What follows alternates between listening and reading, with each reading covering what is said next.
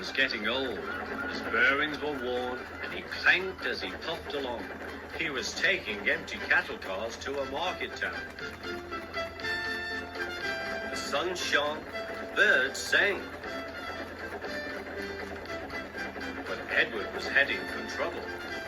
Come on, he puffed. Oh, oh, oh, oh, screamed the cars. Edward puffed and clanked. The cars rattled and screamed.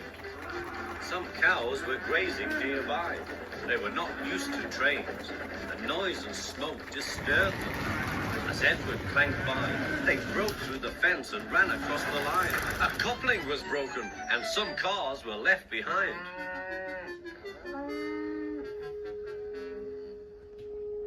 Edward felt a jerk, but didn't take much notice. He was used to cattle cars. Both of those cars, he thought, why can't they come quietly? He was at the next station before either he or his driver realized what had happened. When Gordon and Henry heard about the accident, they laughed and boasted. Fancy allowing cows to break his train. They wouldn't dare do that to us. We'd show them. Old Toby was cross. You couldn't help it, Edward. They've never met cows. I have, and I know the trouble they are.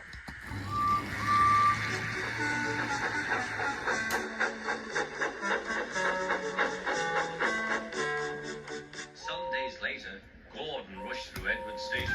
Whoop, whoop, find the cows. Hurry, don't make such a fuss. Don't make such a fuss, grumbled his coaches. A long stretch of line lay ahead. In the distance was a bridge. It seemed to Gordon that there was something on the bridge. His driver thought so too. Whoa, Gordon, he said, and shut off steam. Oh, said Gordon, it's only a cow. Shoo! Shoo! He moved slowly onto the bridge, but the cow wouldn't shoo. She had lost her calf and felt lonely. "Moo," she said sadly. Everyone tried to send her away, but she wouldn't go. Henry arrived.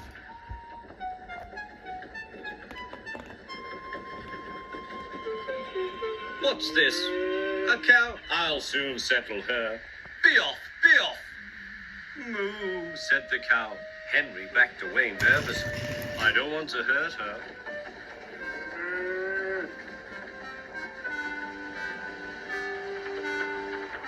At the next station, Henry told them about the cow and warned the signalman that the line was blocked. "That must be Bluebell," said the porter. "Her calf is here, looking for her mother. Percy will take her along."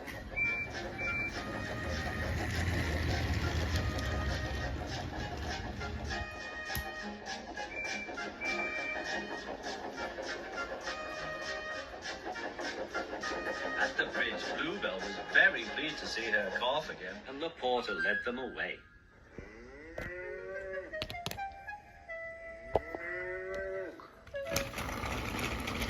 "Not a word. Keep it dark," whispered Gordon and Henry to each other.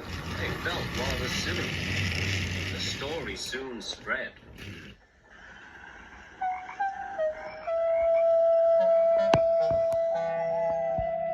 "Well, well, well," chuckled Edward. "Two big engines afraid of a cow?" "Afraid? Rubbish," said Gordon. "We didn't want the poor thing to hurt herself by running up against us. We stopped so as not to excite her. You see what I mean, my dear Edward?" "Yes, Gordon," said Edward. Gordon felt somehow that Edward saw only too well.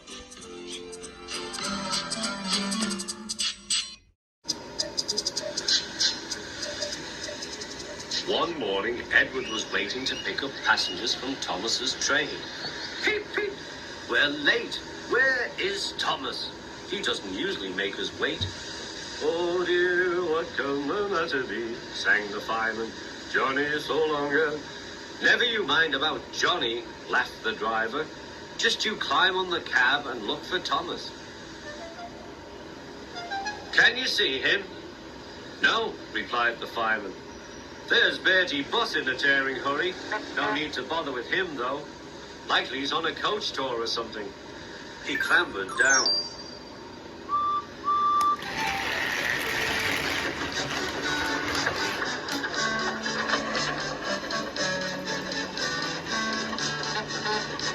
Stop, stop! I've got Thomas's passengers, wailed Bertie, roaring up to the gates. It was no good. Edward was gone. Bother, said Bertie. Bother Thomas's fireman not coming to work today. Why did I promise to help the passengers catch the train? That will do, Bertie, said his driver. A promise is a promise, and we must keep it.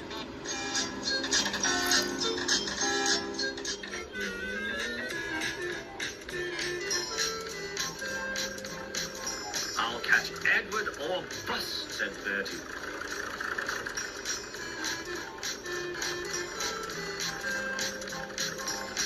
Oh, my gears and axles, he groaned, toiling up the hill. I'll never be the same bus again. Hooray, hooray, I see him, cheered Bertie as he reached the top. Oh, no, Edward's at the station. No, he stopped at a crossing. Hooray, hooray! Bertie tore down the hill. Well done, Bertie, shouted his passengers. Go it! Bertie skidded into the yard. Wait, wait, cried Bertie. He was just in time to see Edward puff away. I'm sorry, said Bertie. Never mind, said the passengers. After him quickly. Third time lucky, you know. Do you think we'll catch him at the next station, driver? There's a good chance, replied the driver. Our road keeps close to the line and we can climb hills better than Edward. I'll just make sure. He spoke to the station master. Bertie and the passengers waited impatiently. Yes, we'll do it this time, said the driver. Hooray, called the passengers, as Bertie chased after Edward once more.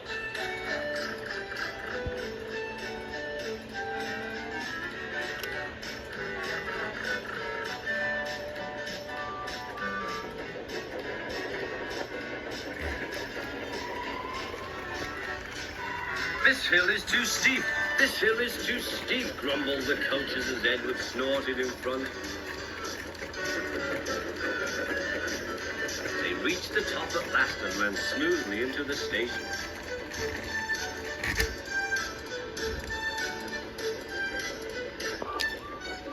Peep, peep, whistled Edward. Get in quickly, please. The guard blew the whistle and Edward's driver looked back. But the flag didn't wave. Then he heard Bertie. Everything seemed to happen at once, and the station master told the guard and driver what had happened. I'm sorry about the chase, Bertie, said Edward. My fault, replied Bertie. Late at junction. You didn't know about Thomas's passengers? Peep, peep. Goodbye, Bertie, we're off, whistled Edward. 3 cheers for Bertie, called the passengers. Bertie raced back to tell Thomas that all was well.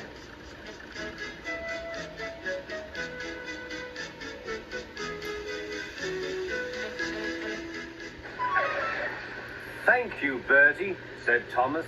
You're a very good friend indeed.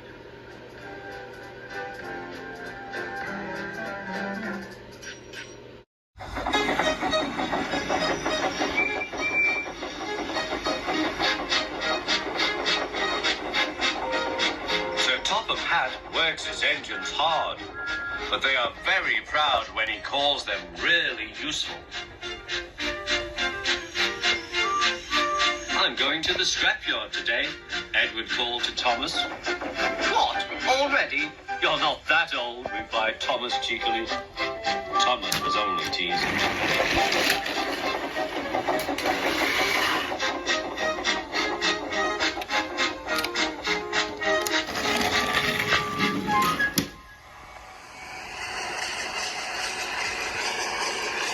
The scrapyard is full of rusty old parts and machinery. They are broken into pieces, loaded into cars, and Edward pulls them to the steelworks, where they are melted down and used again.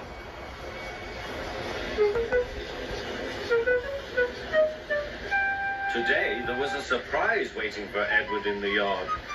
It was a traction engine. "Hello," said Edward. "You're not broken and rusty. What are you doing here?" "I'm Trevor. They're going to break me up next week." "What a shame," said Edward. "My driver says I only need some paint, polish and oil to be as good as new. But my owner says I'm old-fashioned." Edward snorted. "People say I'm old-fashioned, but I don't care. Sir Topham Hatt says I'm a useful engine." "What work did you do?" "My owner would send us from farm to farm. We threshed corn, hauled logs and did lots of other work. The children loved to see us." Trevor shut his eyes, remembering. "Oh, yes, I like children." Edward set off for the station. "Broken up, what a shame. Broken up, what a shame. I must help Trevor, I must." He thought of all his friends who liked engines, but strangely none of them would have room for a traction engine at home. It's a shame, he hissed. Then, beep, beep! Why didn't I think of him before? There, on the platform, was the very person.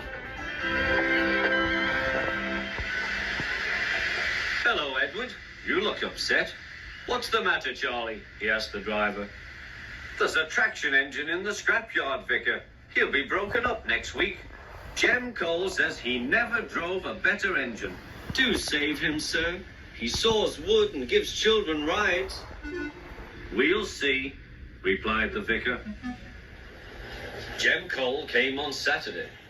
"The Reverend's coming to see you, Trevor. Maybe he'll buy you." "Do you think he will?" asked Trevor hopefully. "He will when I've lit your fire and cleaned you up." The vicar and his two boys arrived that evening. Trevor hadn't felt so happy for months. He chuffered about the yard. "Show your paces, Trevor," said the vicar.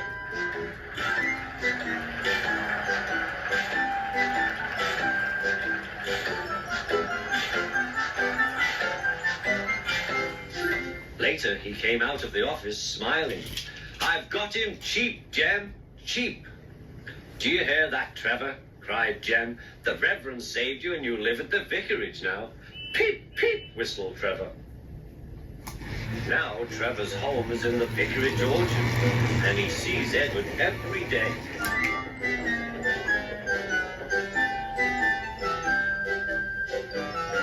His paint is spotless and his brass shines like gold.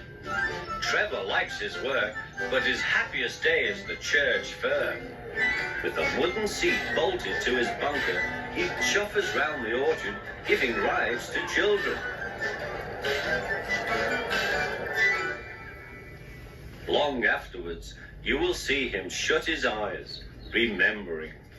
"I like children," he whispers happily. One day, James had to wait at the station till Edward and his train came in. This made him cross. Late again? Edward laughed, and James fumed away.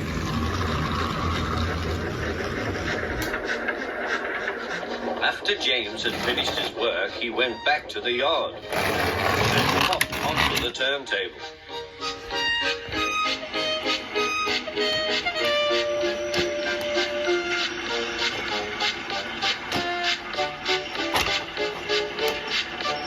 He was still feeling very bad-tempered. "Edward is impossible," he grumbled to the others. "He clanks about like a lot of old iron, and he is so slow he makes us wait." Thomas and Percy were indignant. "Old iron?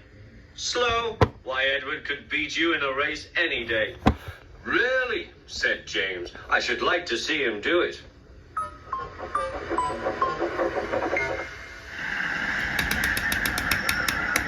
Next morning, James's driver was suddenly taken ill. He could hardly stand, so the fireman uncoupled James ready for shunting. James was impatient. Suddenly, the signalman shouted. There was James puffing away down the line. "All traffic halted," he announced at last. Then he told the fireman what had happened. 2 boys were on James's footplate fiddling with the controls. Phew! They tumbled off and ran when James started. The signalman answered the telephone. Yes, he's here. Right. I'll tell him. The inspector's coming at once. He wants a shunter's pole and a coil of wire rope. What for? Wondered the fireman. Search me, but you'd better get them quickly. The fireman was ready when Edward arrived.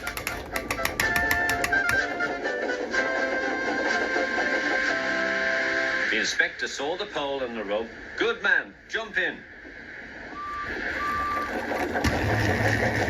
We'll catch him, puffed Edward. James was laughing.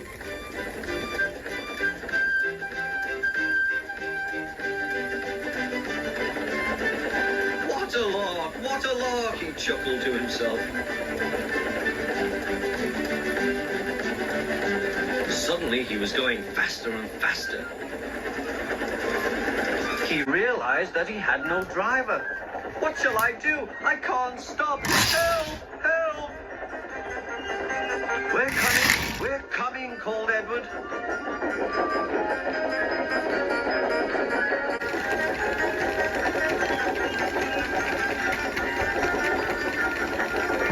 Edward was panting up behind with every ounce of steam he had. At last he caught up with James.